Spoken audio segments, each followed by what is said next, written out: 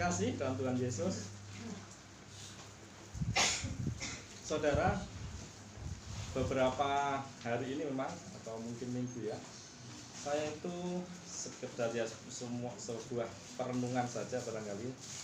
Kita semua juga saya percaya sering merenungkan setiap kehidupan kita ya, hubungan dengan manusia lain gitu ya. Sepertinya kalau kita hubungkan dengan firman Tuhan, ada saja ya di setiap kehidupan kita itu yang ada saja yang tidak sesuai, yang bisa kita kritisi, yang kita kita tidak setujui kadang-kadang ya, itu menimbulkan sesuatu dalam hati kita itu kok begitu ya gitu ya. Demikian juga apa yang akan saya sampaikan malam hari ini tentang ini ya, krisis kasih. Saya kasih judul gitu saja. Saudara, kalau saudara bisa memperhatikan di sekeliling kita, saya percaya ya, di lingkungan kerja, mungkin kalau seperti saya di rumah sakit ya, atau di lingkungan bisnis atau dagang di Mas Apin atau yang lain ya, coba perhatikan kadang-kadang kita itu kalau kita hubungkan dengan firman Tuhan seperti yang saya sampaikan tadi, Tuhan kan mengatakan supaya mengasihi sesama itu seperti diri sendiri.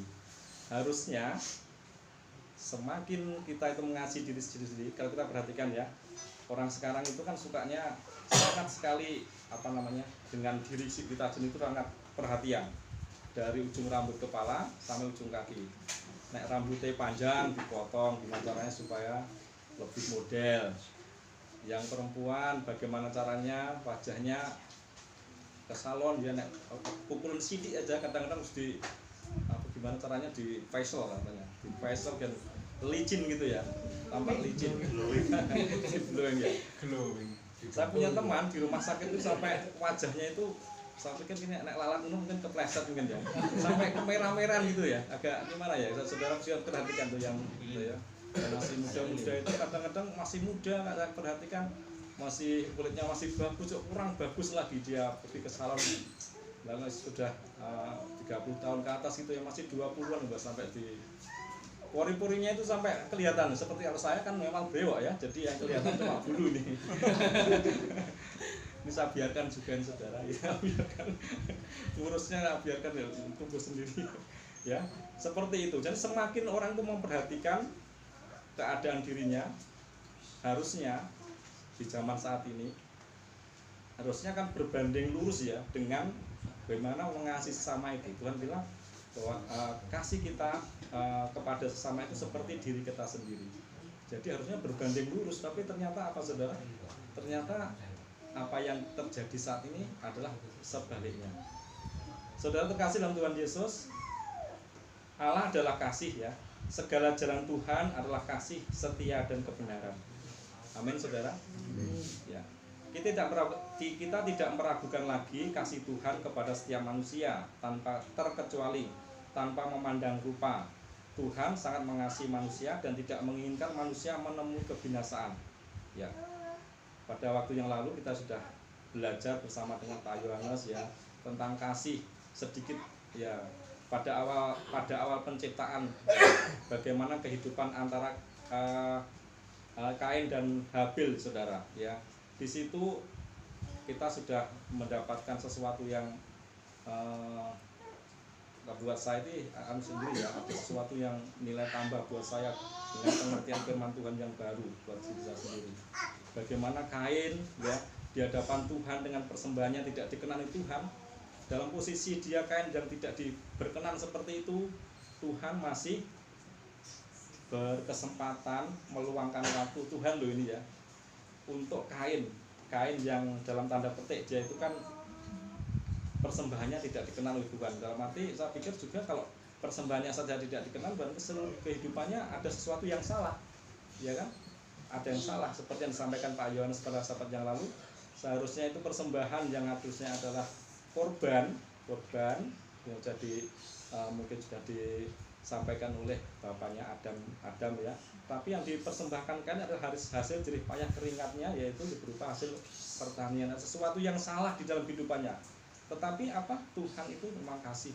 Dia dalam posisi seperti itu, saya itu kalau juga membayangkan seperti apa yang disampaikan Pak Yunus lalu. Wong dosa, ya kan, orang berdosa, tetapi Tuhan masih berkenan untuk meluangkan waktunya untuk menemui Kain dan ngandani. Tidak hanya dia menasihati supaya jangan sampai Kain menemui kebinasaan.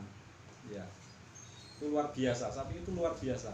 Kita kalau bisa merenungkan dalam kehidupan kita, wah, biasanya Tuhan itu kalau pandangan awam juga ya, Tuhan itu kalau orang menemui seseorang itu pasti orang itu berkenan, ya, banyak jasanya, orang yang senantiasa hidup dekat, ya, menyembah dan semuanya, yang baik-baik saja. Tapi coba lihatlah sisi Kain pada waktu itu juga ya, Kain yang dalam tanda petik yang tidak dikenal oleh Tuhan saja, Tuhan bersedia untuk menemuinya. Ya, saya tidak mengatakan saudara nanti melakukan segala sesuatu yang dalam tanda petik juga berdosa terus aku ganti tekani mbek Gusti. Begitu enggak, bukan begitu juga saudara ya. Saya biar nanti ditemui Tuhan sendiri saya pribadi, bukannya begitu juga. Ya. Tapi itu adalah sesuatu di dalam pelajaran peristiwa kehidupan di dalam Alkitab ini adalah suatu pandangan bagaimana kita memandang Tuhan kita itu ya seperti itu ya, kita memandang punya pengertian yang baru tentang Tuhan ya. Saudara terkasih dalam Tuhan Yesus, bagaimana dengan keadaan manusia dalam hal kasih saudara ya. Nah, Tuhan itu sebenarnya rupanya ya, kasihnya yang luar biasa seperti itu ya, yang tunjukkan. Ya, satu sisi lagi yaitu pada manusia. Bagaimana keadaan manusia? Coba kita perhatikan di diri kita, sungguh kita sangat prihatin dengan keadaan manusia zaman ini. Saya itu googling juga ya, seperti yang disampaikan Pak Ayu yang lalu itu, suruh kita dimintai untuk menghitung kejahatan ya. Waduh, menghitung kejahatan, nonton TV gitu mungkin Mbak Kako mungkin bisa ya, karena kalau pagi itu sambil melakukan pekerjaan harian itu Mbak Kako kadang nyetel TV main ngrungokne gitu ya. Kita juga mungkin pagi itu banyak sekali peristiwa-peristiwa ya kalau mau dihitung ya. Nah, saya sendiri cari Google aja dah, Google gitu. Ternyata kejahatan itu memang luar biasa saudara ya. Dikatakan bahwa di Jakarta itu tahun 2018 itu setiap 16 menit itu terjadi kejahatan di jalanan. 16 menit enak kejadian kejahatan. Nah, itu pun dikatakan lebih baik dibandingkan tahun lalu, tahun 2017 itu 15 menit.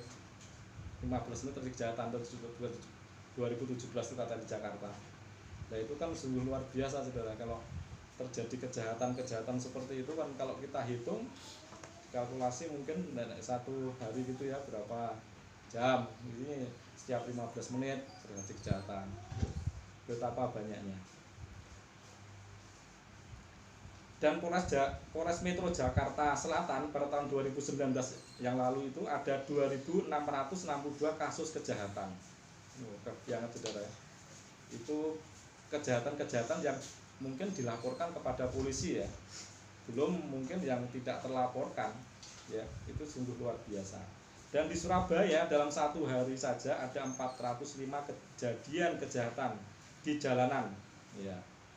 Dan mungkin barangnya belum tempat lain di Jawa Timur sana. Nah, itu terus kejahatan-kejahatan yang apa namanya, yang bisa dihitung. Nah, bayangkan saudara kalau dihitung kejadian kejahatan di seluruh Indonesia, pasti terdapat angka kejadian kasus kejahatan yang sangat fantastis. Seperti Pak Ari tadi bilang, yang unlimited ya Pak Ari ya. Jadi sungguh luar biasa kejahatan itu. Ya.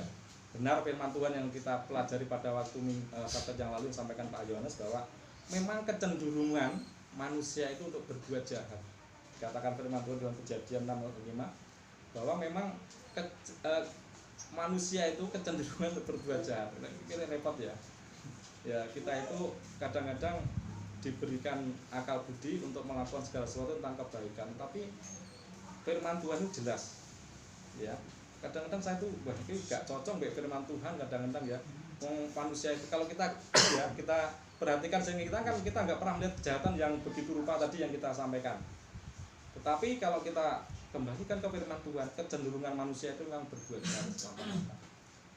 Sampai-sampai apa saudara, pada Tuhan tuh merasa muak, katakan ya di dalam firman Tuhan, merasa muak menciptakan manusia dan mau menghapuskan manusia. Itu kan sungguh luar sesuatu yang mungkin sangat menyakitkan hati Tuhan, membuat duka yang mendalam. Sehingga saudara, kita kalau kita kita mempunyai hati yang peka, kita mempunyai hati yang mengasihi Tuhan, kalau ada sesuatu hal sedikit saja yang kita tidak berkenan itu, seperti kalau kita ya sudah berdekat dengan Tuhan itu, rasanya itu tidak tidak rela ya, tidak rela. Kok saya mengasihi Tuhan tapi saya menyakiti begitu rupa. Manusia zaman dulu, manusia zaman Kejadian, katakan kejahatannya sungguh luar biasa, sehingga Tuhan tidak mengharapkan mereka hidup lebih lama. Hanya orang-orang yang berkenan saja. Kalau kita bisa belajar, hanya Nuh saja ya yang diperkenankan hidup dengan karena hidupnya berkenan di hadapan Tuhan. Saudara terkasih dalam Tuhan Yesus, kita membaca dua peristiwa ya di dalam Lukas 10 25 sampai 37 dan Lukas 16 19 sampai 25. Ini sepertinya tidak usah dibaca ya, saya percaya semuanya sudah sering membaca. Saya hanya menyampaikan di sini dari sudut pandangan yang berbeda saja. Barangkali kalau kita sering mendengar khotbah-khotbah tentang tentang Lukas 10 itu tentang sesama manusia, yang disebut manusia siapa ya. Lukas 16 19 itu tentang cerita Lazarus dan orang kaya ya, orang kaya. Dan biasanya yang dikupas adalah bagaimana keadaan ya, seperti kalau kita mendengarkan khotbah-khotbah yang disampaikan oleh Tuhan yang lain itu, peristiwa-peristiwa orang kaya itu begini, dan Lazarus di pangkuan Abraham. Itu ada sesuatu yang nilai di mana Lazarus ini senantiasa ada di dalam penderitaan, dan orang kaya ini senantiasa ada di dalam kemewahan. Ada sudut pandang yang berbeda yang saya tekankan di sini adalah tentang kasih saja, ya, tentang kasih. Karena saya menyoroti di dalam sekeliling kita itu seperti apa yang saya sampaikan, judulnya adalah ada sesuatu yang salah, sepertinya ada krisis kasih di sekeliling kita itu. Saudara terkasih dalam Tuhan Yesus, krisis kasih ternyata tidak hanya terjadi di zaman ini. Sewaktu Tuhan Yesus ada di dunia ini, krisis kasih sudah terjadi. Cerita dalam Lukas 10 ayat 25 sampai 37 ini bukan hanya sebuah perumpamaan saja, akan tetapi keadaan seperti ini saya percaya terjadi dalam peristiwa hidup sewaktu zaman Tuhan Yesus. Saya percaya bahwa memang ini sebuah perumpamaan. Pertama ada imam atau orang Lewi ya duluan ya. Ya, imam, ada orang Lewi dan orang Samaria. Ada kejadian orang yang sementara di dalam ada kejahatan jatuh, sementara dipukuli dan dirampok habis-habisan. Ada orang imam datang, dibiarkan. Ada orang Lewi datang, dibiarkan. Dan ada orang Samaria. Katakan itu orang Samaria yang baik hati. Dia yang menolong, membawa orang yang sedang terluka dan dibawa ke dalam penginapan. Tidak hanya itu, dia juga mengurus tentang perawatannya, membayar semua ongkos perawatannya. Ada orang Samaria yang baik hati. Dikatakan di dalam cerita itu bahwa Tuhan Yesus bertanya kepada ahli Taurat itu, siapa yang sesama manusia itu? Katakan, ahli Taurat itu mengatakan orang yang telah menunjukkan belas kasihan kepadanya. Lalu apakah pendapat ahli Taurat ini salah? Memang tidak salah. Tuhan Yesus pun tidak menyalahkannya, tetapi dapat kita kritisi bahwa ahli Taurat ini tidak mau mengatakan dengan terus terang orang Samaria, hanya berkata orang yang telah menunjukkan belas kasihan. Ya. Jadi ahli Taurat itu kita tahu bagaimana ahli Taurat itu yang pandai tentang ahli Alkitab ya. Saya percaya mereka kelima kitab Musa dari A mungkin sampai Z, mungkin kalau ditanya gitu langsung dibuka dia tahu, dia ahlinya. Tetapi bagaimana dengan peristiwa yang kecil ini saja ya, yang ditanyakan oleh Tuhan Yesus, siapa di antaranya itu yang sesama manusia, dia tidak berani dengan mengatakan dengan terus terang ya, orang Samaria tentunya gitu kan, tapi dia dengan mengatakan ini orang yang menunjukkan belas kasihan itu. Bagi kalangan Yahudi memang sesama manusia itu kan memang sesama Yahudi ya. Jadi kalau kita belajar ke belakang tentang kitab Taurat Musa itu yang kalangan orang Yahudi itu ya samanya sama-sama orang Yahudi. Barangkali ini si ahli Taurat ini mengharapkan bahwa perumpamaan Tuhan Yesus itu yang bukan orang Samaria, mungkin orang Yahudi lain lah gitu, yang dikatakan ya bukan orang Samaria, supaya bisa menunjukkan bahwa sesama manusia itu memang orang Yahudi. Tetapi disinilah saya menggarisbawahi bahwa ada satu peristiwa coba zaman dulu pada waktu Tuhan Yesus itu terjadi juga krisis kasih ya, krisis kasih. Karena apa? Sejujurnya harusnya orang ahli semacam ahli Taurat ini harus dengan terus terang mengatakan kalau memang orang Samaria ya dikatakan sesama manusia tadi, tetapi tidak terus terang yang dikatakan, hanya orang yang menunjukkan belas kasihan ya. Nah, ini tanda tanya besar ahli Taurat ini tahu nggak ya tentang sesama manusia itu. Barangkali selama ini di dalam kehidupan sehari-hari, di dalam pergaulannya mungkin tempat peribadatan sama manusia, kita sama-sama sebangsa, lalu Yahudi saja, barangkali begitu. Tidak memandang orang-orang lain di sekeliling kita yang tidak sealiran, tidak sependapat, ataupun bahkan lain dari bangsa lain, dari suku, itu bukan sama kami. Barangkali begitu. Saudara terkasih dalam Tuhan Yesus, kemudian saudara menyimak dari Lukas 10:25-37, yaitu dalam tanda kurung itu ahli Taurat, dapat kita bertanya kepada diri kita sendiri, mungkinkah seorang yang taat sebagai orang Kristen bisa bersikap tidak manusiawi? Ya, mungkinkah saudara? Mungkin semacam ahli Taurat tadi, kalau kita zaman sekarang mungkin orang yang taat ya mungkin ya orang yang sering beribadah, menunjukkan bagaimana dia itu orang yang beragama Kristen ya, yang sering melakukan hal-hal sekiranya tidak seperti dilakukan oleh orang-orang yang tidak percaya kepada Tuhan. Tetapi apakah mereka ada yang melakukan hal yang tidak manusiawi, seperti melihat orang yang begitu rupa dijahati, dilukai ya, dirampok, tetapi tidak menunjukkan hal yang manusiawi ya, tidak memperlakukan orang sedemikian rupa, dia hanya lewat begitu saja, membiarkannya saja. Kira-kira kita juga bisa mendapati hal demikian. Mungkin kita juga sering mengalami hal demikian.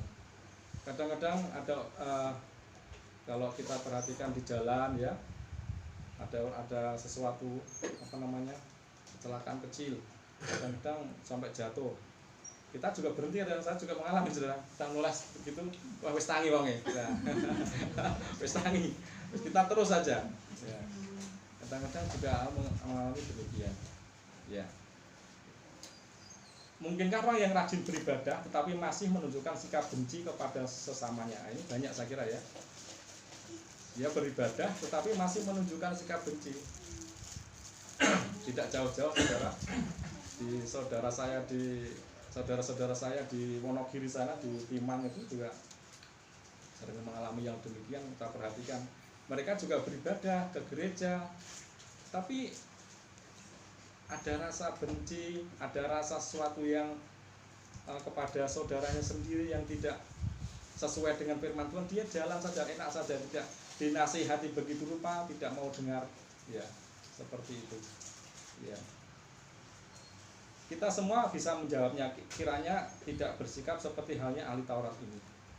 Dalam cerita kemudian dalam cerita Lukas 16:19-26 menekankan akibat sikap orang yang tidak mempunyai kasih dan mengabaikan orang atau sesama yang membutuhkan belas kasihan.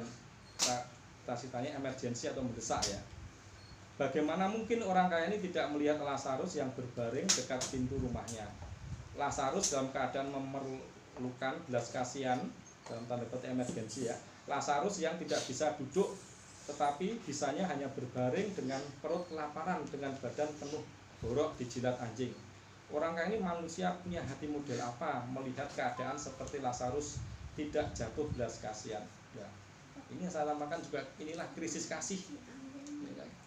Jadi krisis kasih itu bisa menimpa tidak hanya orang-orang awam kebanyakan. Peristiwa tadi peristiwa orang Samaria yang baik hati tadi dapat kita simpulkan bagaimana keadaan namanya ahli Taurat juga mengalami krisis kasih. Nah, di sini apalagi saudara ya di dalam cerita Lukas 16:19-26 ini.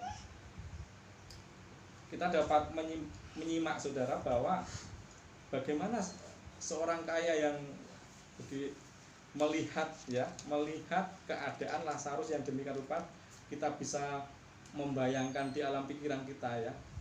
Orang kaya itu di depan rumahnya, di depan pintu rumahnya terbaring orang yang begitu lemah, ya kan?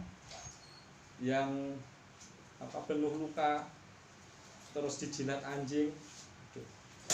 Kok nggak ada cerita sedikit pun ditunjukkan di dalam cerita di dalam Alkitab itu sesuatu yang menunjukkan kasih. Tidak ada sedikit pun. Sehingga saudara, ini sesuatu yang mungkin sangat dipandang Tuhan Yesus, sesuatu yang perlu mendapat perhatian. Tentunya ini adalah bukan hanya pelajaran sekedar di cerita di Alkitab. Ini tentunya adalah supaya orang-orang yang membaca cerita ini bisa mengerti bagaimana kehendak Tuhan, kemauan Tuhan sesungguhnya bila melihat keadaan hal seperti itu.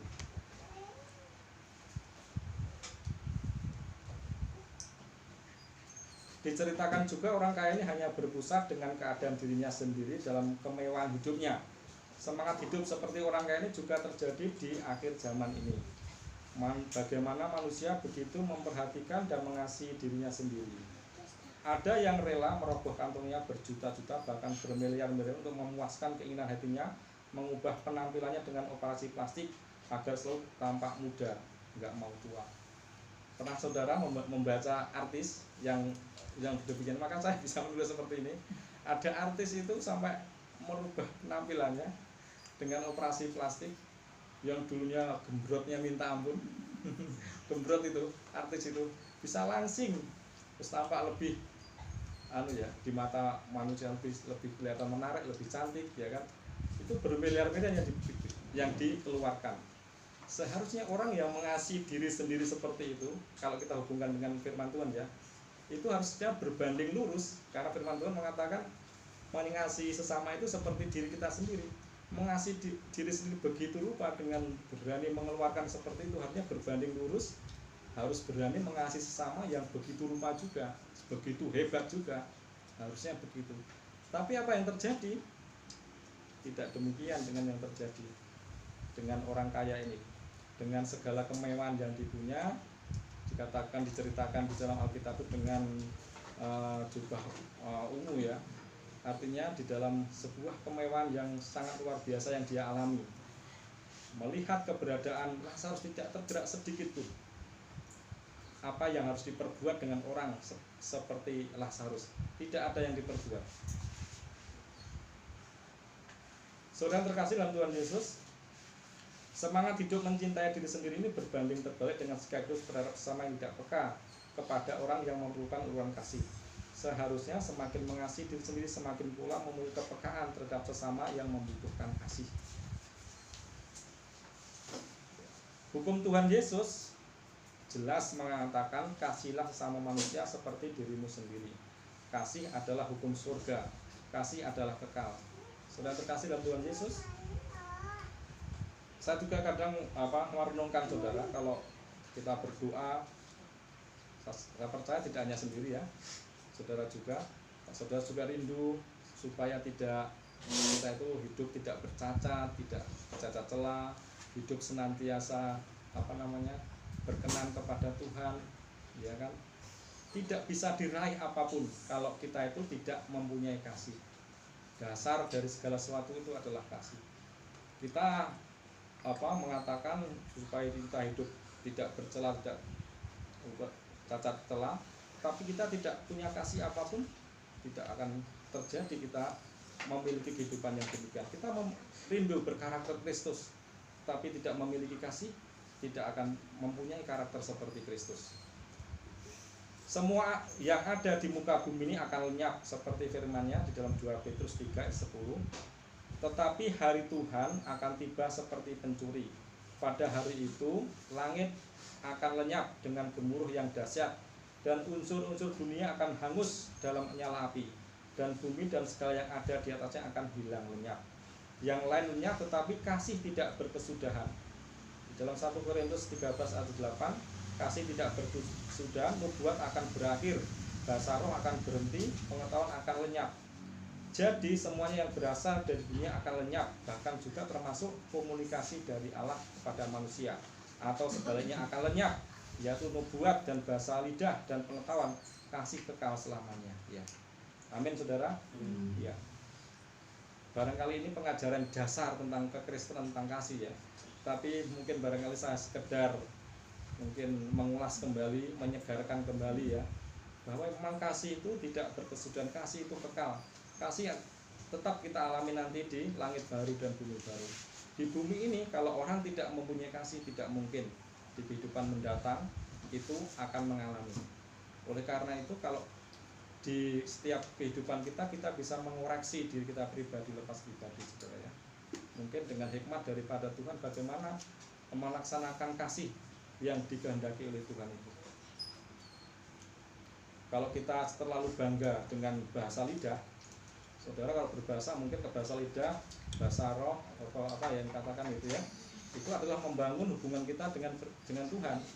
Dikatakan itu juga akan lenyap. Mungkin saudara sangat fasih bahasa lidah, bahasa roh, ya, yang mungkin saudara tidak tahu artinya, ya. Itu saya percaya juga akan bermanfaat buat kita. Bahasa lidah itu, bahasa roh, akan menguatkan kita dalam hubungan kita dengan Tuhan. Tetapi dikatakan itu juga akan lenyap. Saudara kalau beribadah ke gereja-gereja yang lain, mungkin mereka sangat fasih bahasa lidah. Dengan mungkin, ya, kalau kita yang belum pernah mendengar, terus kita masuk, kita mendengarkan itu apa yang diomongkan, kita menjadi bingung. Pak Tri pernah dengar?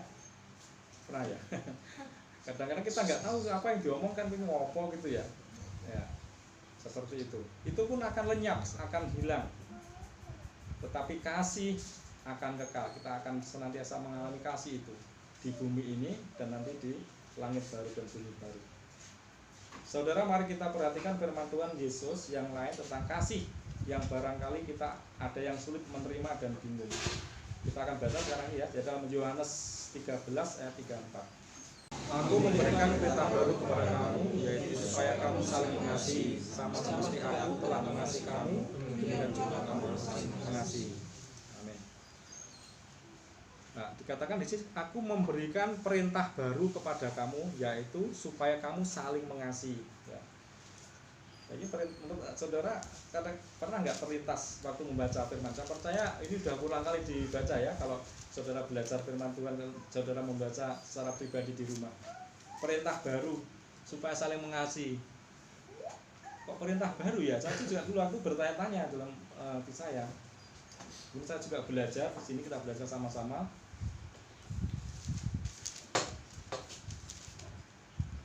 Kalau kita tengok ke belakang, saudara, di dalam Imamat 19 ayat 18, ya. Ini sudah saya kutip, ya, akan saya bacakan buat saudara. Janganlah engkau menuntut balas dan janganlah menaruh dendam terhadap orang-orang sebangsamu, melainkan kasihilah sesama manusia seperti dirimu sendiri. Akulah Tuhan. Ini Tuhan di dalam Imamat sudah memerintahkan supaya mengasihi sesama manusia. Harusnya ini kan perintah lama yang sudah didengar berulang-ulang disampaikan. Dan saya percaya ini orang Yahudi sangat hafal karena dikatakan orang Yahudi itu menaruh firman Tuhan supaya dikatakan seperti apa kepada Musa di waktu duduk, waktu tidur, supaya mempercakapkan firman Tuhan itu. Saya percaya ini firman ini sudah sering didengar, tetapi kenapa Tuhan mengatakan ini adalah perintah baru, yaitu supaya kamu saling mengasihi. Saudara pernah bertanya nggak begitu?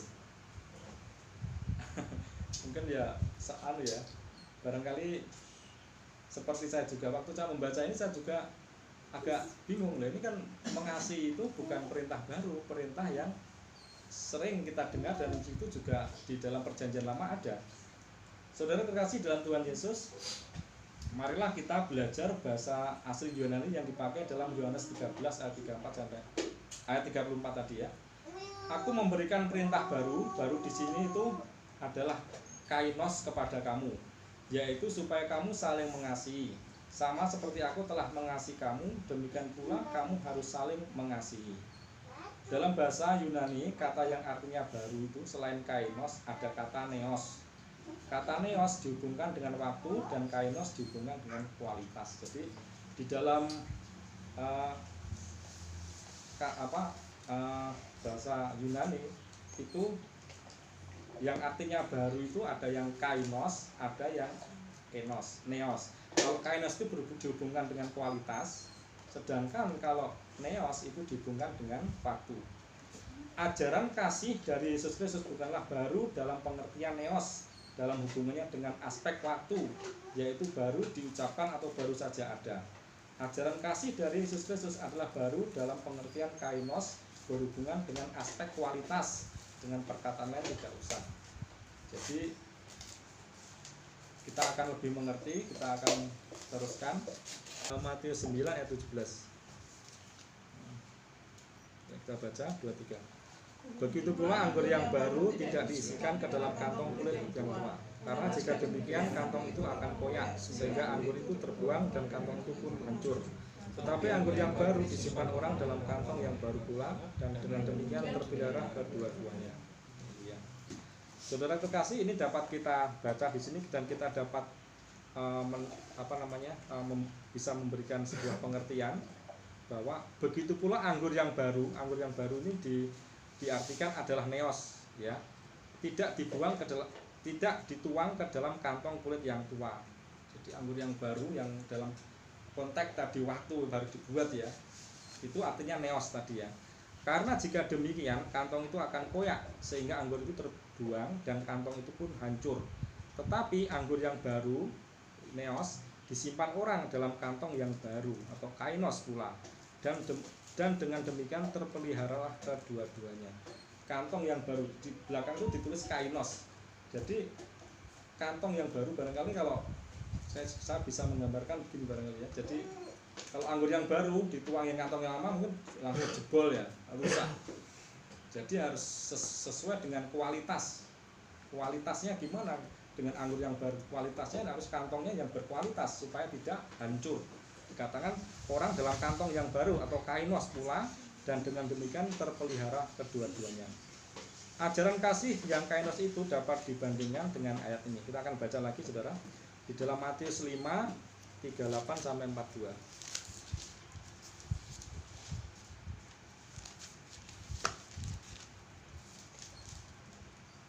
Ya. Kita akan bisa membandingkan bagaimana maksudnya perintah baru itu yang dimaksudkan oleh Tuhan Yesus, ya. Kita akan baca sama-sama ayat 38, Matius 5 ayat 38 sampai 42. 2, 3.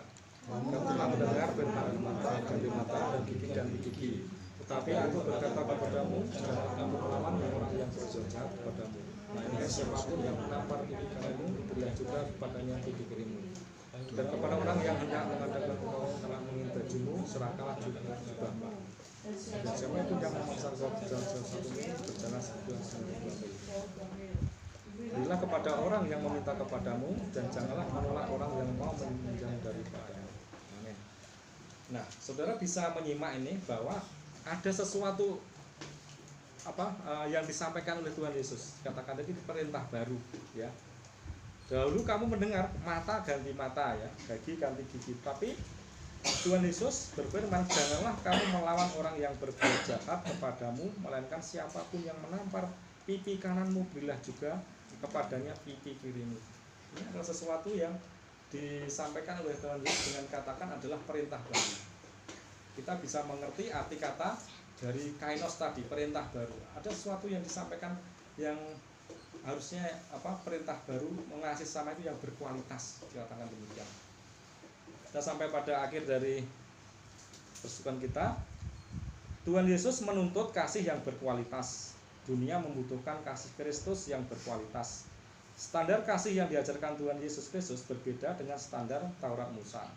Tuhan Yesus mengajarkan supaya memiliki kasih yang berkualitas. Kasih Kristus kepada manusia yang berkualitas terbukti dengan mengorbankan dirinya di kayu salib. Tidak ada kasih yang lebih besar daripada kasih seorang yang memberikan nyawanya untuk sahabat-sahabatnya. Saudara terkasih, itulah kasih Tuhan Yesus.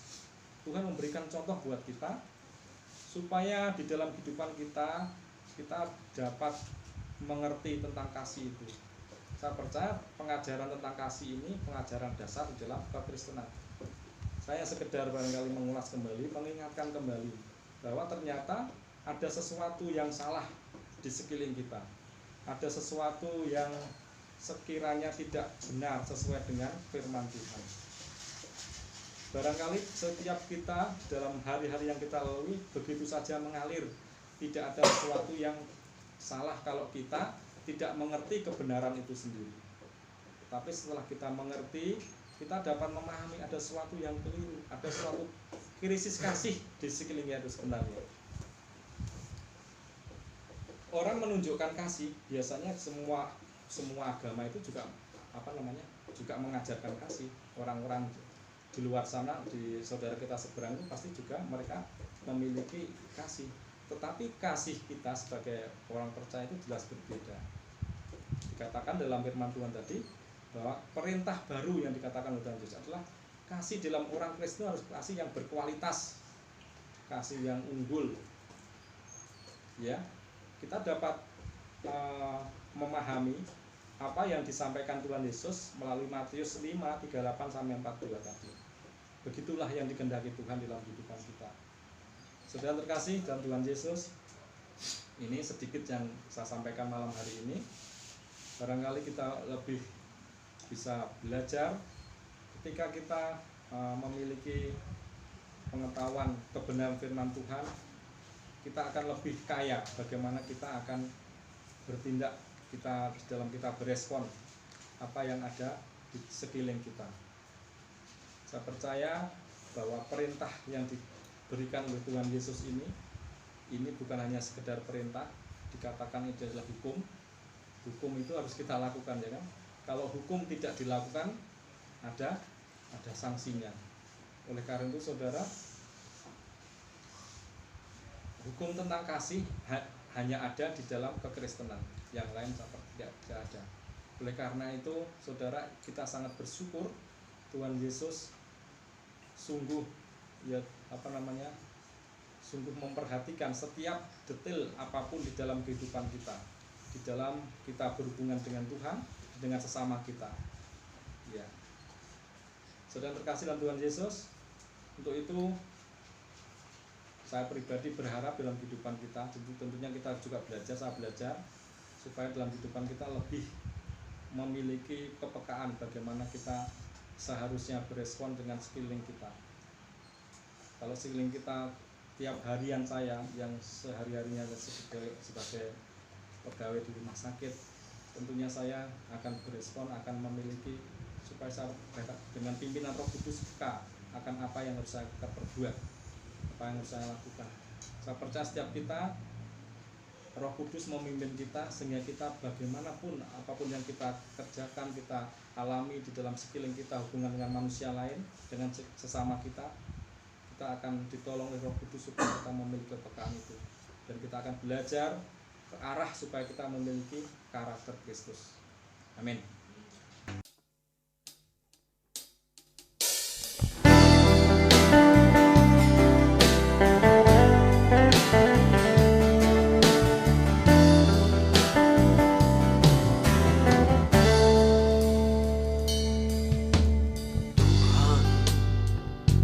Kenankan aku selalu ada di samping.